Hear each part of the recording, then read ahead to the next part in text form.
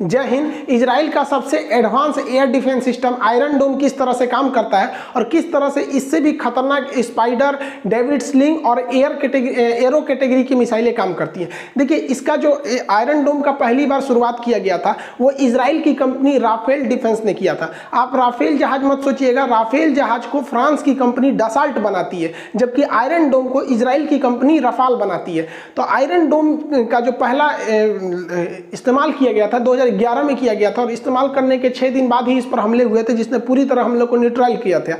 ये आयरन डोम क्यों कहते हैं? आयरन मतलब होता है लोहा और डोम का मतलब एक गुंबद टाइप का। इस तरह से शहरों को एक लोहे की समझ जाइए कि एक प्रोटेक्शन देता है, इसलिए इसका नाम आयरन डोम रखा गया। हालांकि शुरुआत में कहा गया था इसका कासम प्रोटेक्शन नाम रहना चाहिए, क्योंकि जो भी गाजा से रॉकेट हमले होते हैं वो कासम कैटेगरी के रॉकेट ही हमले होते हैं। ये कैसे काम करता है? इसका सबसे छोटा जो वर्जन होता है वो आयरन डोम होता है, बाकी सब इससे ज़्यादा एडवांस होता है। लेकिन इजराइल को सबसे ज़्यादा ज़रूरत जो है वो आयरन डोम की है। आयरन डोम जो सिस्टम है वो 3 कैटेगरी में काम करता है। सबसे पहले उसका रडार होता है, उसके बाद कंट्रोल सिस्टम होता है जो पता लगाता है कि मिसाइल की स्पीड कितनी है और कहाँ जाके गिरेगा। उसके बाद होता है लॉन्चर जो मिसाइल को मारता है, यहाँ से आयरन डोम नाम की जो मिसाइल है उसको यहाँ से मारता है।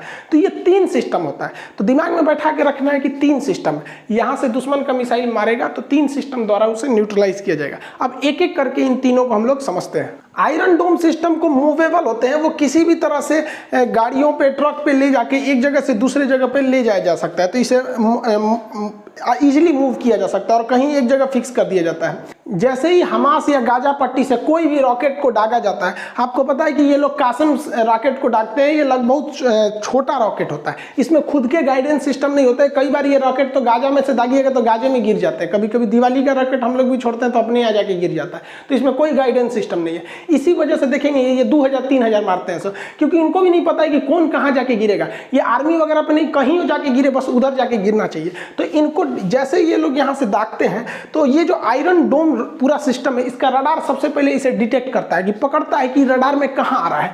और रडार सिग्नल से जब उसको पकड़ लिया जाता है, इस रडार से ये रडार को इजीली मूव कराया जा सकता है एक जगह से दूसरी जगह। रडार पकड़ने के बाद ये रडार इसको भेज देती है कंट्रोल सिस्टम को। कंट्रोल सिस्टम जो होता है ये एक पूरी तरह से इसके अंदर बैठे रहते हैं लोग, जो मैनुअली भी कंट्रोल करते हैं, ऑटोमेटिक भी कंट्रोल हो सकता है। तो यहाँ भेजा जाता है, यहाँ पे ये लोग डिसाइड करते हैं कि ये रॉकेट कहाँ जाके गिरने वाला है। क्या इससे कोई बढ़िया चीज नुकसान होगी या किसी आदमी का लॉस हो सकता है या कोई इंडस्ट्रियल एरिया डिस्ट्रॉय हो सकती है, तब ये मिसाइल को लॉन्च करने का ऑर्डर देंगे।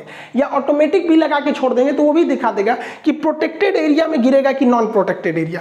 जैसे इजराइल का ज्यादातर भूमि पथरीला है, पानी की किल्लत है। अब जैसे ये वाले एरिया में कोई नहीं रह रहा है, यहाँ पे कोई नहीं रह रहा है, ये वाला एरिया में यहाँ के शहर बसे हुए हैं, तो जो रडार है वो सिग्नल भेजेगा कंट्रोल यूनिट को और बताएगा कि ये जो आपका रॉकेट है ये यहाँ पर गिरने वाला है। तो कंट्रोल यूनिट कहेगा भाई गिरने वाला है तो गिरने दो ना, वहाँ कोई रहता ही नहीं है। इसीलिए सायरन बजता है जब आयरन डोम किसी रॉकेट को पकड़ता है कि मतलब आप प्रोटेक्टेड एरिया में आ जाइए। तो कोई इधर उधर रह रहा होगा तो उसको बता दिया जाएगा इधर आओ, सोच रहा खोपड़िए पे गिर जाएगा तुरंत। मेन सिस्टम होता है इस इंटरसेप्टर का, जिसे हम बैटरी कहते हैं। बैटरी जो होती है मिसाइलों की एक ग्रुप होती है जिसको झोंपा कहते हैं बैटरी। इस बैटरी में ना इधर से देखेंगे तो 4 लाइन दिखेगी, 1 2 3 4, लेकिन ऊपर से देखेंगे ना तो 5 तो दिखेगा, 1 2 3 4 5। तो 4 इधर से 5 इधर से, यानी एक बैटरी में टोटल इनकी 20 इंटरसेप्टर मिसाइल होती है। इस इंटरसेप्टर मिसाइल को तामीर मिसाइल कहते हैं। तामीर मिसाइल ही जाके मारता है, लेकिन जो रडार पकड़ता है, कंट्रोल सिस्टम डिसाइड करता है कहाँ गिरेगा और जो इंटरसेप्टर इसे ऑर्डर दिया जाता है, ये पूरे सिस्टम को हम आयरन डोम कहते हैं। लेकिन मेन मिसाइल मारने का काम ये तामीर मिसाइल ही इसे मारने का काम करता है। आयरन डोम की एक बैटरी में 20 तो तामीर इंटरसेप्टर मिसाइल होती है। इंटरसेप्टर मतलब होता है जो दूसरे को जाके मारता है। लेकिन इस तामीर मिसाइल की खराबी क्या है? इसके पास कुछ भी किसी भी टाइप का नेविगेशन सिस्टम, मतलब आप कहिए तो इसके पास खुद का रडार नहीं होता है। तो ये कैसे पता करता है? तो जमीन पे बैठा रडार जो देखा है उस रॉकेट को या उस जो हमला किया गया हमास की ओर से जो रॉकेट वगैरह उसको देखा है, तो ये उसको बताता है कि भाई दाहिने मुड़, रॉकेट इधर जा रहा है उधर जा रहा है। तो ये अपने गाइडेंस का यूज नहीं करता है, बल्कि इस रडार के गाइडेंस का यूज करके उसे इंटरसेप्ट करता है। अब इस मिसाइल में 2 चीजें होती हैं। एक जो आगे का वारहेड होता है, ये नोक यहाँ पर, इस पे इलेक्ट्रिक ऑप्टिकल वेव रहते हैं। ये इलेक्ट्रिकल ऑप्टिकल वेव चारों ओर निकलते रहते हैं, ये दिखते नहीं है लेकिन वेव निकलते हैं। और इनमें खासियत क्या होता है कि कोई भी इंसान, कोई भी चीज अगर इस वेव से टकराएगी तो इसके पीछे एक फ्रेगमेंट में सेंसर लगा हुआ है जिसमें टुकड़ों में बारूद भरा हुआ है, छोटे छोटे टुकड़ों में। इससे कोई भी चीज इसके पास से अगर गई तो ये तुरंत बता देगा कि मेरे बगल से कुछ गुजरा है, ये खुद को फाड़ लेता है। तो ध्यान दीजिएगा कि ये जो तामीर मिसाइल है, ये आमने सामने कभी किसी मिसाइल को नहीं मारता है, बल्कि जब ये किसी मिसाइल के बगल से गुजर रहा होता है तो इसके बगल से जो मिसाइल गुजरती है तो इसके द्वारा जो वेव निकल रही है, ये जो वेव निकल रहे हैं, ये वेव क्या करता है, इसको पता चल जाता है कि मेरे बगल से कोई गुजरा है, खुद को फाड़ लो। तो ये क्या करता है, खुद को फाड़ लेता है, जिस वजह से इसके साथ साथ ये भी डूब जाता है। तो कहते हैं ना, हम तो डूबे सनम तुम्हें भी ले डूबेंगे, वही काम करता है ये किसी भी मिसाइलों को आमने सामने हिट करता है, बगल से यहाँ पर। अब इस तरह से हिट करेगा ये, ताकि इसको ज़्यादा से ज़्यादा क्षति पहुँच सके। तो इस वजह से आप ये मत सोचिएगा कि 90 डिग्री पे आमने सामने लकड़ी चीर रहा है, वैसे नहीं होगा। जैसे यहाँ देखिए, ये है आपका तामीर मिसाइल, ये मार रेडिएशन छोड़ा हुआ है अपना।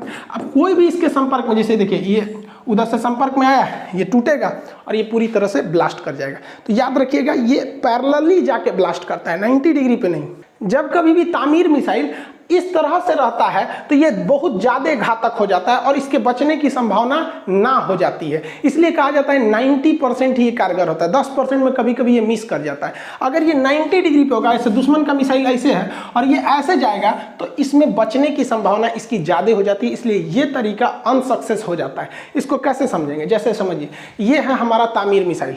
यहाँ देखिए, ये कलम जो है, ये मिसाइल है, इसमें हम ये जो कागज़ जोड़ दिए हैं, ये बता रहा है कि इससे क्या निकल रहा है, ऑप्टिकल वेव्स निकल रहे हैं। अब कोई भी मिसाइल इसके बगल से गुजरेगा, तो बगल से गुजरेगा तो इस ऑप्टिकल वेव से टकरा जाएगा, और जैसे टकराएगा इससे तो ब्लास्ट हो जाएगा। लेकिन अगर कोई 90 डिग्री सामने से निकल गया तो इस ऑप्टिकल वेव से वो नहीं टकरा पाएगा, जिस वजह से उसके बचने की संभावना ज़्यादा हो जाती है। इस वजह से ही 90 डिग्री पे जब भी कोई मिसाइल आती है, जैसे यहाँ से आया और ये इधर गया, तो ये 90 डिग्री ये आमने सामने होता है तो बहुत कम चांसेस है। कभी कभी तो दो मिसाइल सामने से ही जाती है और दोनों 90 डिग्री पे रहती है, तो ये दोनों निकल जाते हैं सब वहाँ पर। इजराइल ने इसमें सुधार किया और क्या किया, इस मिसाइल में विंग्स वगैरह को और एडवांस किया, जिससे कि ये अपनी दिशा बदल ले। और अगर मिसाइल एक बार मिस कर जाता है तो ये दिशा बदल के उसको पीछे से आके, रडार उसको कहता है अरे पीछे से चोटिया, उसको चोटिया, तो पीछे से जाके ससुरा उसको चोटिया के मार देता है, उसको पिछवा से मार देता है उसको। यानी एक बार मिस हो गया कोई दिक्कत नहीं, लौट के आएगा फिर मारेगा, दौड़ा दौड़ा के मारता है, बहुत खतरनाक है ये तामीर मिसाइल। याद रखिएगा, आयरन डोम और तामीर मिसाइल में अंतर है यहाँ पर। अब जैसे यहाँ देखिए, ये दो मिसाइल ससुरे इधर थे सब दुश्मन के, ये वाले मिसाइल हैं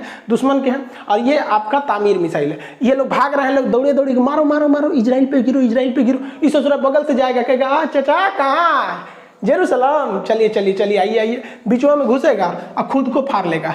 ये भी गए, काम खत्म।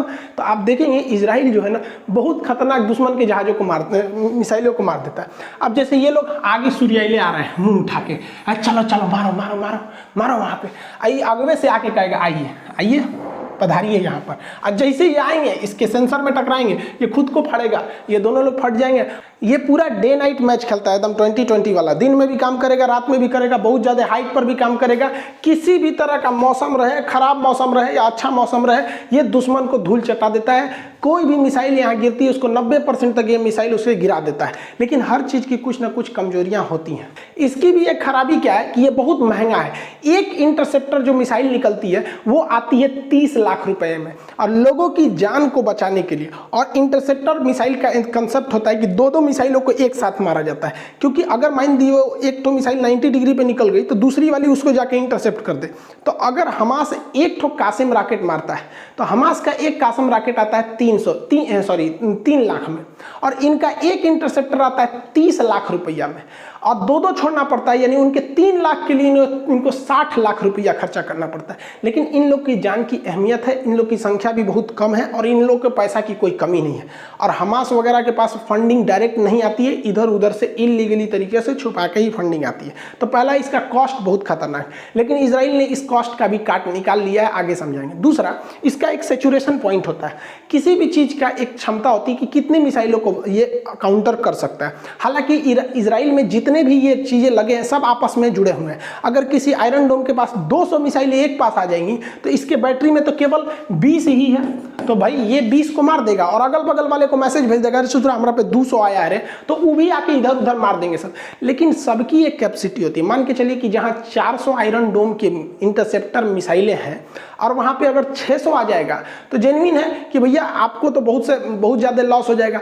तो इसी वजह से कुछ गिर जाते हैं। तो इस बार देखे होंगे इजराइल को भी अच्छा खासा लॉस हुआ है और हमास को लड़ाई में तो ज़्यादा लॉस हमेशा फिलिस्तीन और हमास को होता है क्योंकि ये लोग काफ़ी ज़्यादा एडवांस है। अत्यधिक खर्चीला होने के कारण इजराइल इसके नई टेक्नोलॉजी पर काम कर रहा है जिसमें ये लेजर बीम का यूज करेगा और इसका नाम रखेगा आयरन बीम। ये क्या करेगा, दुश्मन के जो भी रॉकेट वगैरह है उस पर ये मिसाइल ना मार के आयरन बीम मारेगा, एक तरह का लाइट हो जाएगा यहाँ पे। तो ये क्या है, इलेक्ट्रिक से जनरेट हो जाएगा, ये तो खर्चा होने वाला चीज़ नहीं है, एकदम पैसा कम हो जाएगा यहाँ पर। तो वही लगा देगा, दुश्मन का जहाज हवा में उड़ जाएगा। एकदम समझिए जिस तरह से भारत का काली किस तरह से अगर किसी चीज़ पे डायरेक्ट इम्पैक्ट कर दे तो उसके सेल वगैरह को खराब कर सकता है, बाहरी कवर वगैरह को खराब कर सकता है, उसी तरह ये भी काम करेगा आयरन बीम। तो आयरन डोम जो कॉस्टली था उसका ये तोड़ है। अभी इस पर रिसर्च है, 2023 या 24 तक इसे इजराइल में शामिल कर लिया जाएगा।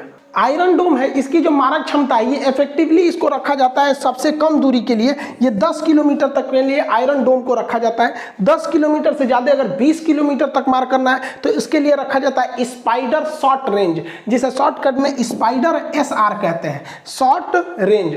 ये 20 किलोमीटर तक मार देता है। इससे भी तगड़ा होता है स्पाइडर मीडियम रेंज। तो स्पाइडर में आगे MR लगा देते हैं, MR का मतलब होता है मीडियम रेंज, ये 50 किलोमीटर तक मार देता है। और इससे भी अगर ज़्यादा सुरक्षा चाहिए और हाई लेवल का तो उसमें लगाया जाता है डेविड स्लिंग। डेविड स्लिंग जो मिसाइलें होती हैं ये 160 किलोमीटर दूर तक के दुश्मन के किसी भी टारगेट को नष्ट कर देती हैं। तो देख रहे हैं 10, 20, 50, 160 इतना लंबा इसके पास सिक्योरिटी सिस्टम है, इस पर कोई नहीं मार सकता है। लेकिन इजराइल को भी पता है कि हमारा ये सिस्टम केवल छोटे चीज़ों के लिए बना हुआ है, भयानक हमला हो जाएगा तो ये नहीं रोक पाएगा। इसीलिए इजराइल भारत को आयरन डोम बेचने आया था, तो आयरन डोम भारत ने मना कर दिया। हम लोग का दुश्मन भी VIP चाइना है, एगो हमने बगल वाले है ये है, ये सब छोटका नहीं मारता है, सब भयानक मारता है। तो हमको इसकी ज़रूरत नहीं है और एडवांस चाहिए, इसलिए भारत ने आयरन डोम को नहीं लिया। इस बात से इजराइल भी भले भांति वाकिफ था कि अगर ईरान भयानक वाला मिसाइल मारेगा, क्योंकि इजराइल का दुश्मन ईरान सबसे पक्का है और वो थोड़ा शक्तिशाली भी है, बाकी सब तो अगल बगल वाला कोनो चीज़ नहीं जानते, सो इसे घर में रॉकेट बनाता है, सो कोनो ठीक नहीं किधर जाएगा किधर नहीं। लेकिन ईरान का रॉकेट काफ़ी एडवांस है, इसलिए ये बैलिस्टिक मिसाइल बड़ी मिसाइलों को भी काउंटर करने के लिए सोचता है, क्योंकि बड़ी मिसाइलों को काउंटर करने के लिए इससे पॉसिबल नहीं है, इसलिए ये एरो मिसाइल का यूज़ करता है। ये एरो मिसाइल जो है, एरो मिसाइल, इसकी 2 कैटेगरी होती है, एरो 2 और एरो 3। ये बैलिस्टिक मिसाइल को मारता है, इसको देखिए ये बहुत भयानक है।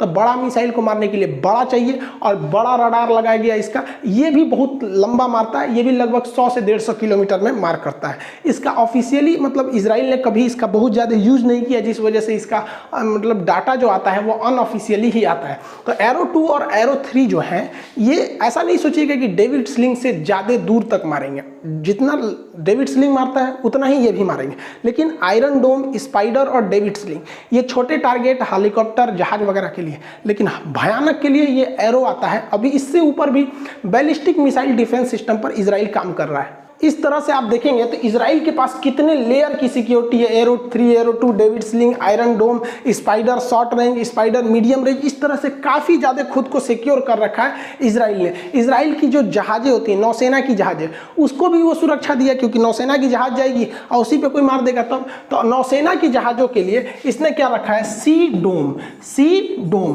तो डोम का मतलब क्या होता है, गुंबद की तरह इस तरह बना दिया। तो इसको सी को वो वाला सी ना लिख के ये वाला सी लिखते हैं, तो सी डोम है, ये जहाज़ों की पूरी तरह से रक्षा करता है। इजराइल इतना ताकतवर है और इतना एडवांस है, इसीलिए इजराइल जिंदा भी बचा है। और इजराइल जो है वो सीज फायर भी कर दिया है।